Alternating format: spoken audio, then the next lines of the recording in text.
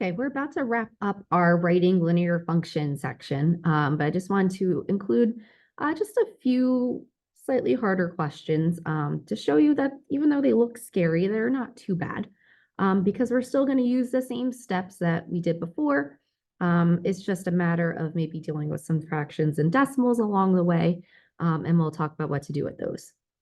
Okay, so these are all just writing equations in slope-intercept form. So I'm not going to read through every single question, but essentially we have two ordered pairs for each of them, and we're going to write our equation. Okay, the first one, we have negative 8.3, negative 5.2, 6.4, comma 9.5. I know I need a slope and an intercept. I have neither of them right now. So I'm going to start by figuring out my slope. Okay, so remember with slope, we subtract our y's on top, subtract our x's on the bottom.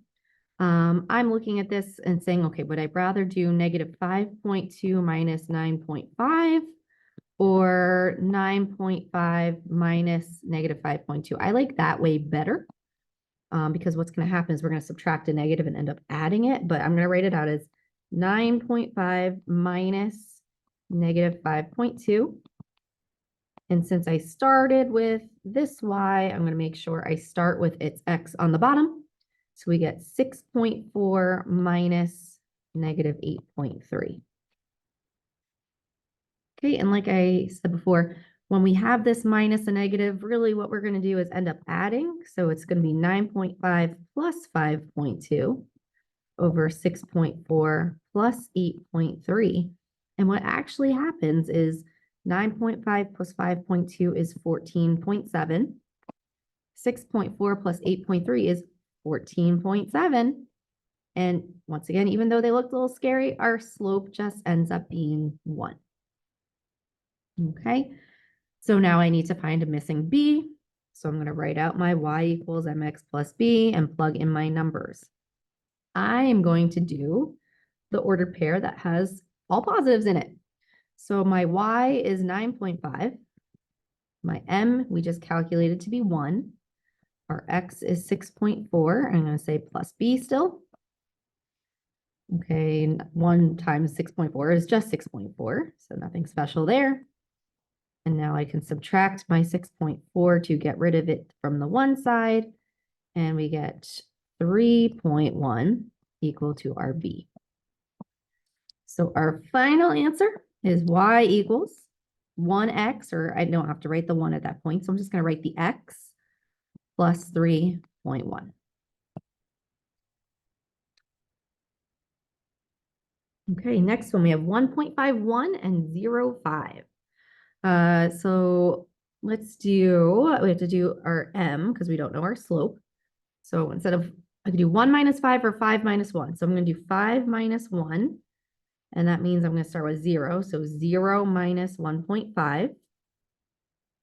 That equals 4 over negative 1.5. And we run into a slight problem because we have decimal inside of our fraction and we can't leave it like that. So there's actually two different ways of attacking this. Okay, the first way, okay, we can turn our denominator into a whole number by sliding the decimal over once to the right. Really what we did is we multiplied the denominator by 10. But we know with fractions, whatever we do to either the numerator or the denominator, we need to make sure we do to the other part as well. So if we multiplied the denominator by 10 to move over the decimal, we're also going to multiply the numerator by 10, which moves over this invisible decimal, and we fill in with a 0. And then we can simplify it because they're both divisible by 5, and we end up with negative 8 over 3. Your other option, if you're not a fan of that, I'm going to go back to what we had. We had 4 over negative 1.5. Okay, another way of dealing with that is to turn this into a compound fraction, which looks a little scary, but it's not too bad. So I'm going to rewrite this as 4 over negative, and 1.5 would be 1.5, which as a improper fraction would be 3/2. And now you're like, well, we just made a fraction inside a fraction. We don't really make it a whole lot better here. But what we can do now is say, well, this is really saying 4 divided by -3/2, I can write that horizontally, 4 divided by -3/2. And we should by now know our division rules for fractions, which is multiply by the reciprocal. So 4 times -2/3, which ends up also being -8/3. Okay, so option 1 was to kind of slide your decimals over as need be, but make sure you do the same to the numerator as well. Or write it as a compound fraction and show that a compound fraction really just means you're dividing some fractions. Okay, so we got our slope. We need our intercept, but luckily we have a lovely point of 0,5. So we don't need to actually find our y-intercept because I actually gave it to you. So our final answer is going to just be y equals, our slope was -8/3, so -8/3 x. And the y-intercept, because the x is 0, the y-intercept is 5. The next one, we got 3/5, 2/3, and 0 1/9. So I think I'm going to have some fractions and fractions in this one for sure. Let's start by figuring out our slope. So I'm going to do 2/3 minus 1/9 over 3/5 minus 0. And to do the top, I need to find common denominator. So 2/3 would actually be 4/9. I lied. That would be 6/9. Brain fart. So 2/3 would be 6/9. Just trying to do too much in my head. Yeah, going ahead. And then 3/5 minus 0 is 3/5. And then finally 6/9 minus 1/9 would be 5/9 divided by 3/5. So now I'm going to do what I did before. We're saying, okay, this giant fraction bar here just means to divide. So horizontally it'd be 5/9 divided by 3/5, which would be 5/9 times 5/3, which is 25/27. Nothing to cross reduce here. And once again, I wasn't so mean. I gave you the y-intercept. So final answer, y equals 25/27 x. That is an ugly slope, but it's okay. Plus 1/9.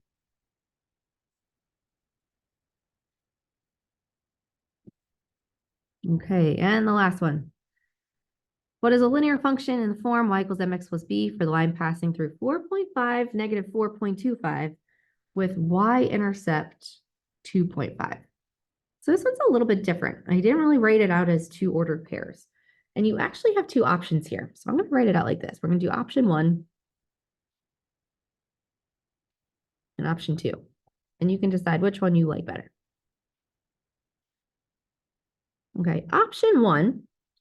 Okay, I'm going to write y equals mx plus b. Now, normally, we don't know the b, but we know an m and we know a y and an x to plug in.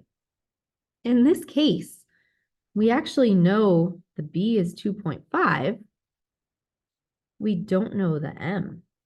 So what we could do is plug in some numbers. So our y from our other order pair is -4.5. Our x is 4.5. So what we can do is plug in some other numbers and solve for m in this case. So this is, it looks kind of weird. So I'm going to rewrite it as 4.5m. That might look a little bit more normal. And so really, this is a 2-step equation. So we're going to subtract the 2.5 to move it to that side. So we get -6.75 equals 4.5m.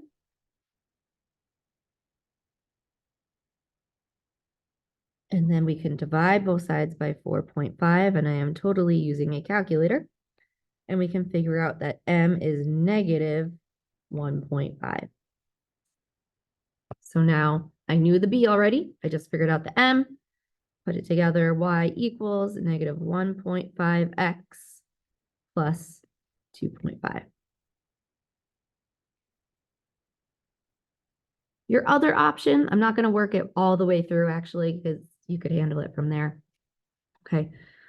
Is to realize that when they give you a y-intercept of 2.5, remember y-intercepts happen when the x is 0. So that is really saying that one of the ordered pairs is 0, comma 2.5. And then we also had our other point of 4.5, negative 4.25. And then from there, you can find the slope. Know the slope, do your subtract your y, subtract your x's, figure out your slope the normal way, and then you can plug it into your equation. It should give you the same thing. And like I said, we know how to do slope by now, so I'm not going to work that one all the way out, but that's your other option, is realizing when they tell you a y-intercept is 2.5, it's because y-intercepts happen when the x is 0. You can really turn that into an ordered pair itself, and there's your two ordered pairs. Figure out your slope. Okay, so there's no practice to go with this. I just wanted you, like I said, to see some slightly harder ones. So if you do see some harder ones, like on a state test, you're not super scared of it and realize that you can do this.